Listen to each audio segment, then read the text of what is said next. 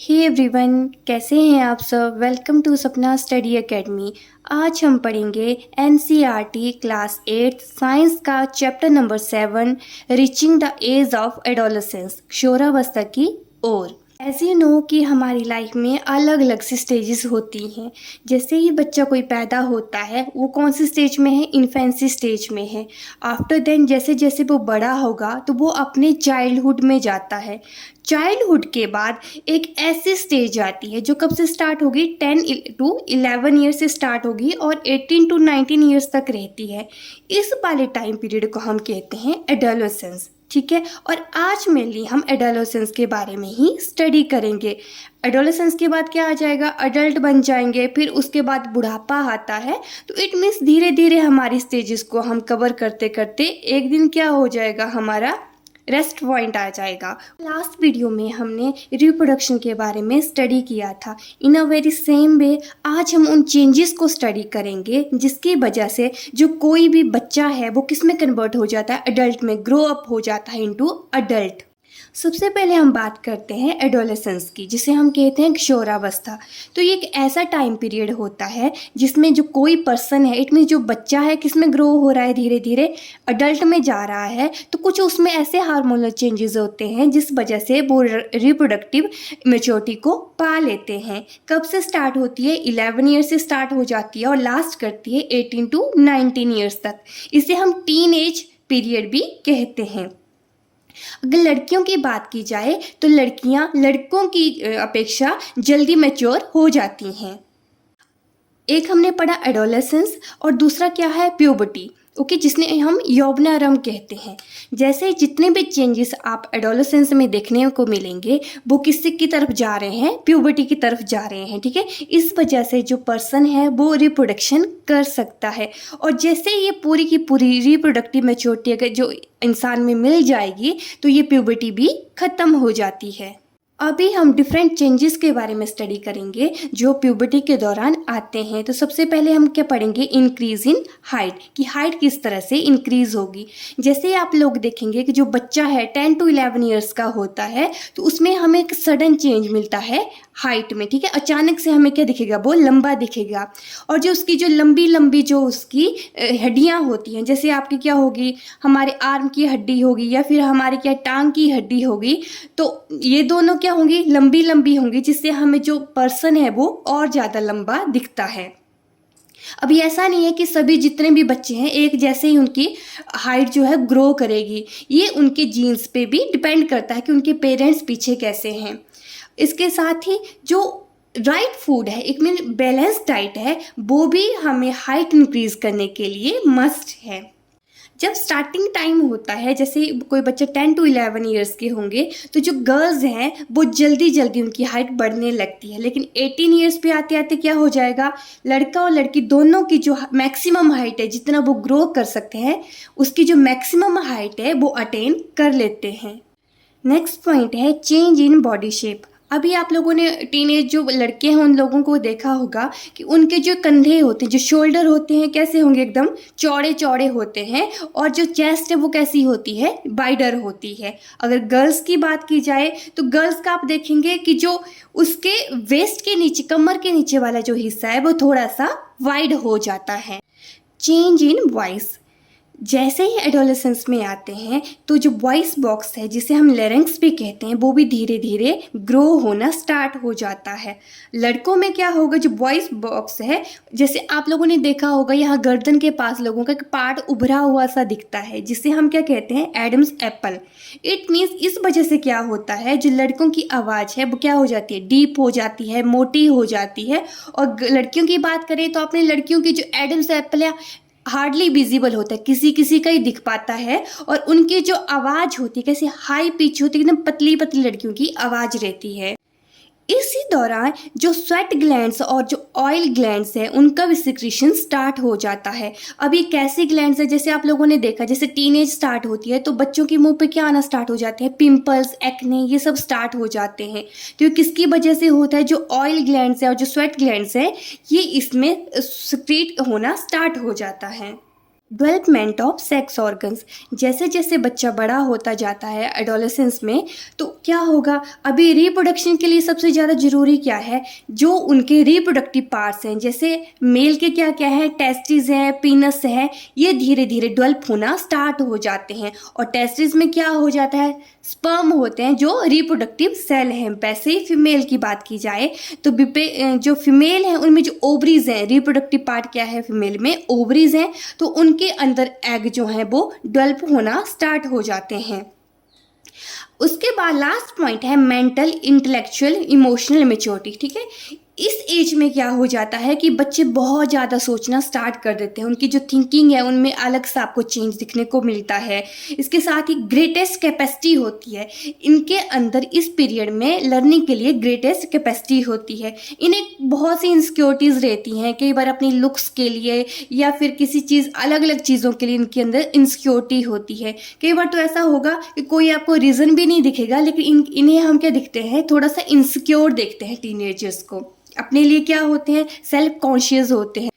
तो it means ये जो एडोलेसेंस पीरियड है हर बच्चे के लाइफ में आता है, हमारी लाइफ में भी ये आया है, जो बच्चे हैं उनके, हर किसी बच्चे की लाइफ में पीरियड आता है।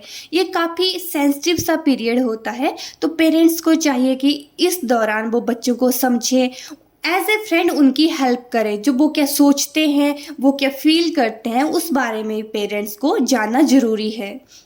आगे हम पढ़ेंगे सेकेंडरी सेक्सुअल कैरेक्टर्स।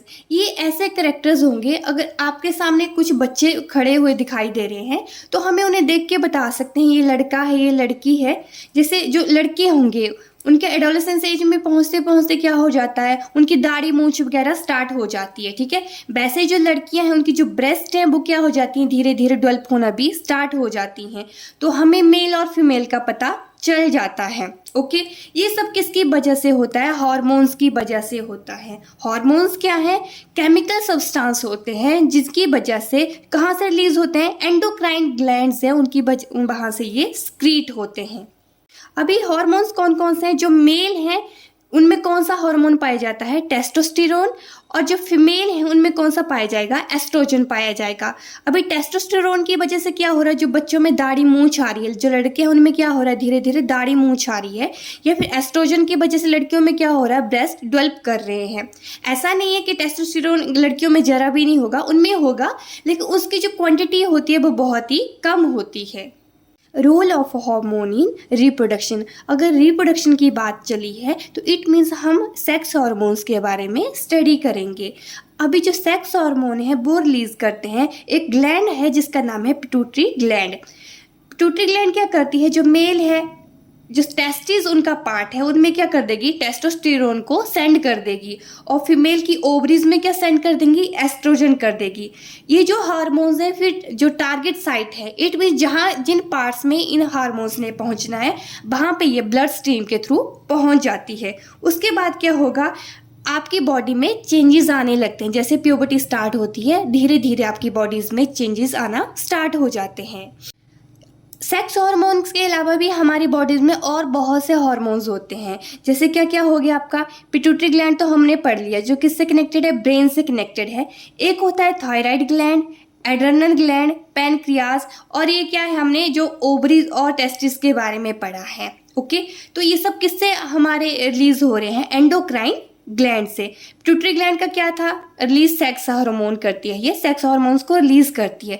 जो पिट्यूटरी ग्लैंड है, ये वाली जो ग्लैंड है, इसका क्या होता है, ये थायरॉक्सिन हार्मोन को रिलीज करती है, और ये कहाँ प्रेजेंट होता है, नेक में। ठीक है, नेक के पास ये प्रेजेंट होता है। अगर ये ना हो, जो हार्मोन प्रेजेंट नहीं होगा, तो एक डिजीज हमें स्टार्ट हो जाएगी, उसका नाम है गॉइटर, जिसे हम हिंदी में घेंगा कहते हैं।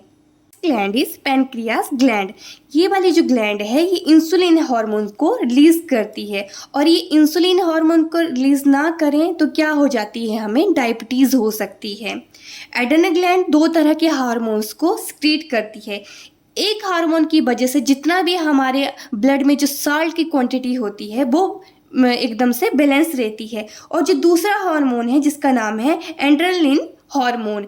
जैसे कभी क्या होगा, हमें स्ट्रेस आ जाता है, बहुत ज़्यादा गुस्सा आता है, या फिर हमें क्या है एकदम से सैड हो जाते हैं, तो हमारे ये स्ट्रेस को एडजस्ट करता है। आपसे पूछ सकते हैं कि ऐसा कौन सा हार्मोन है जो हमारे स्ट्रेस लेवल को बैलेंस करता है। ये थे हार्मोन्स जो हमारी बॉडी में प्रेजेंट होते हैं। ये सभी हार्मोन्स हमारी बॉडी के लिए मस्ट हैं। अगर ये हार्मोन्स ना हो तो हमारी बॉडी प्रॉपरली बैलेंस नहीं हो सकती है। अभी हम बात करेंगे रिप्रोडक्टिव फेज की। तो जैसे जो महिलाएं होती हैं, जो फीमेल होती हैं, वो उनका रिप्रोडक्टिव फेज स्टार्ट हो जाता है 10 से 12 की उम्र में, और कब तक रहता है, जब तक वो 45 to 50 ईयर्स की हो जाती हैं। मन क्या होगा, कभी लेफ्ट ओवरी से कभी राइट ओवरी से एक मैच्योर एग जो है वो रिलीज होगा। जैसे ही वो मैच्योर एग रिलीज होता है, वो कांटेक्ट में आता है जो मेल का स्पर्म होता है। अगर मान लो ये मेल का जो स्पर्म है और जो फीमेल का एग है, दोनों फर्टिलाइज हो जाते हैं, तो ये दोनों स्टक कर जाते हैं यूट्रस बॉल पे। यूट्रस बॉल की ये जो लाइनिंग है थिक रहती है। अगर आपका जो एग है अच्छी तरह से फर्टिलाइज हो गया है, तो इट मीन्स क्या है, आप वो प्रेग्नेंट हो। दूसरे केस में क्या हो सकता है कि अगर आपका जो एग है वो स्पर्म के साथ फर्टिलाइज नहीं होगा, तो जैसे ये यूट्रस बॉल पे आता है, तो फर्टिलाइज ना होने की वजह से ये क्या है, ब्लीडिंग के रूप में नीचे निकल जाता है। ये जो ब्लीडिंग हो रही है, इसे हम क्या कहते हैं, मेंस्ट्रुएशन कहते हैं। और हर महीने ये जो मेंस्ट्रुएशन साइकिल है कितने डेज का होता है, 28 to 30 डेज का। इट मीन्स हर महीने ये रिप्रोडक्टिव फेज हर फीमेल में आता है।